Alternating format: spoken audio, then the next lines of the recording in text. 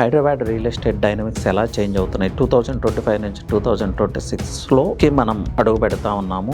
Last 3 months నుంచి చూస్తుంటే real estate transactions అంటే సేల్స్ పార్ట్ చేంజ్ అవుతా ఉంది. టువర్డ్స్ ఈస్ట్ మూవ్ అవడానికి ఇష్టపడతా ఉన్నారు ఇన్వెస్టర్స్. అలాగే టువర్డ్స్ సౌత్ కూడా మూవ్ అవుతా ఉన్నారు. ఇంతకాలం ఎక్కువగా వెస్ట్ సైడ్ ఫోకస్ చేసిన ఇన్వెస్టర్స్ ఇప్పుడు తమ దృష్టిని సౌత్ వైపు బికాస్ ఆఫ్ ఫ్యూచర్ సిటీ కావచ్చు, అలాగే ఎయిర్పోర్ట్ బేస్డ్ డెవలప్మెంట్, అలాగే ఈ హైవేస్ అన్ని కూడా ఎక్స్టెన్షన్కి వెళ్ళబోతున్నాయి. Bengaluru highway, Srisailam highway, Vijayawada highway and Warangal highway. So east zone and south zone ప్యారలల్గా ఉంటాయి, అంటే అటాచ్డ్గా ఉంటాయి. 2026 రియల్ ఎస్టేట్ ఇన్వెస్ట్మెంట్ మూమెంటం అంతా టువర్డ్స్ ఈస్ట్ ఉంటుంది, టువర్డ్స్ సౌత్ ఉంటుంది. సౌత్ ఈస్ట్ ఉంటుంది అంటే వెస్ట్ నార్త్ ఉండదు అని కాదు, ట్రాన్సాక్షన్స్ పెరుగుతాయి సౌత్ జోన్లో అండ్ ఈస్ట్ జోన్లో. సో ఇంతకుముందు జరిగిన ట్రాన్సాక్షన్స్ మేబీ కొంత నెంబర్ ఆఫ్ ట్రాన్సాక్షన్స్ తగ్గొచ్చు నార్త్ జోన్లో అండ్ వెస్ట్ జోన్లో. That is my intention. But ఓవరాల్గా చూసుకుంటే హైదరాబాద్ అన్ని సైట్స్ పెరుగుతూ ఉంది, అన్ని సైట్స్ ఎక్స్పాండ్ అవుతూ ఉంది. ప్రాపర్ కైండ్ ఆఫ్ ఇన్వెస్ట్మెంట్ చేస్తే